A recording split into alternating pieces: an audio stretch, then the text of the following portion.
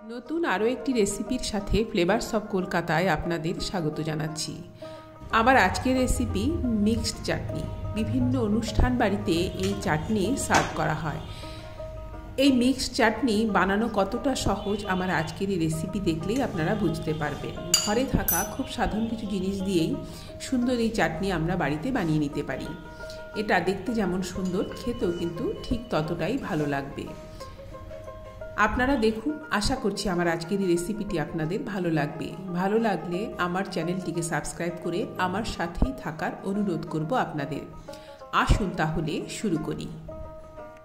চাটনি বানাতে আমি এখানে নিয়েছি খোসা ছাড়ানো খেজুর, চেরি টমেটো, এখানে কাজু বাদাম নিয়েছি, কিশমিশ নিয়েছি, আর একটু বেশি করে আমসত্ত্ব নিয়েছি। আমসত্ত্ব আমি ছোট ছোট কিউব করে কেটে নিয়েছি। কড়া বসিয়ে আমি এখানে 1 চা চামচ পরিমাণ সর্ষের তেল দিয়ে দিলাম। এই তেলে প্রথমে একটা শুকনো লঙ্কা ভালো করে ভেজে নেব। আমরা সাধারণত বাড়িতে টমেটো, খেজুর, আমসত্ত্ব দিয়ে চাটনি তৈরি করি, সেটাও খেতে খুবই ভালো লাগে। কিন্তু এই চাটনিটা একটু অন্যরকমভাবে আমি বানাবো। আপনারা দেখুন, আশা করছি আপনাদের ভালো লাগবে। শুকনো লঙ্কাটাকে নেড়ে চেড়ে একটু ভেজে নেওয়ার পর আমি এখানে ফোড়নের জন্য দিয়েছি সর্ষে আর মৌরি। এই ফোড়নটাকেও নেড়ে চেড়ে একটু ভেজে নিয়ে প্রথমে টমেটোগুলো দিয়ে দেব।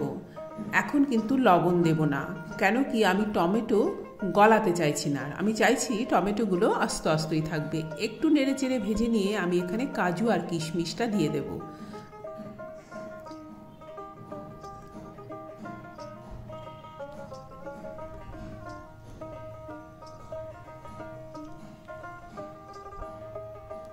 এই কাজু আর কিশমিশও টমেটোর সাথে একটুক্ষণ নেড়ে চেড়ে ভেজে নিয়ে আমি এখানে দেব বড় কাপের 1 কাপ পরিমাণ জল।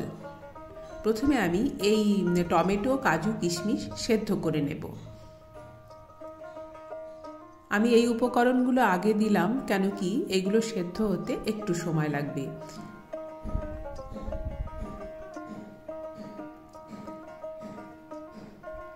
দিয়ে দিলাম পরিমাণ করে লবণ। এবার ঢেকে 5 থেকে 7 মিনিট আমি সেদ্ধ করে নেব। টমেটো কিন্তু আমি গলিয়ে ফেলবো না।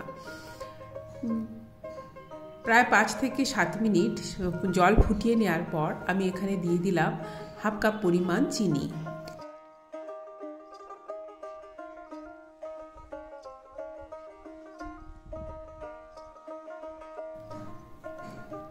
আবারও নেড়ে চেড়ে মিশিয়ে নিয়ে ঢাকা দিয়ে দেব।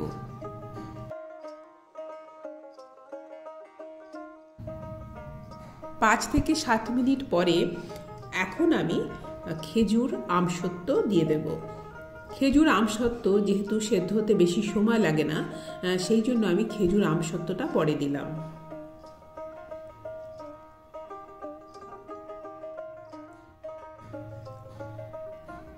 খুব অল্প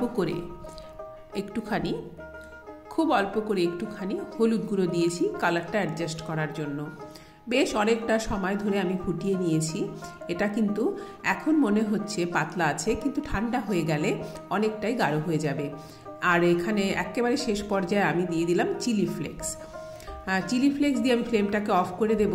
ঠান্ডা হয়ে গেলে আমি এই চাটনির মধ্যে লেবুর রস মেশাবো। গরম অবস্থায় কিন্তু লেবুর রস মেশালে একটু তেতো লাগবে খেতে।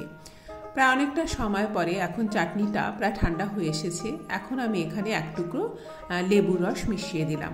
এবার নেড়ে চেড়ে মিশিয়ে নিলেই তৈরি হয়ে গেল এই চাটনি। মিক্সড চাটনি খুব সহজেই বাড়িতে বানিয়ে নেওয়া যায়। এটা এখন মনে হচ্ছে একটু পাতলা আছে, কিন্তু যখন এটা ঠান্ডা হয়ে যাবে এটা কনসিস্টেন্সিটা একদম ঠিক হয়ে যাবে। আরও অনেকটা সময় পরে এখন চাটনিটা পুরোপুরি ঠান্ডা হয়ে গিয়েছে। চাটনি কিন্তু ঠান্ডা খেতেই ভালো লাগে। এবার আমি একটা প্লেটে আপনাদের সার্ভ করে দেখাচ্ছি এটা কেমন হয়েছে দেখতে।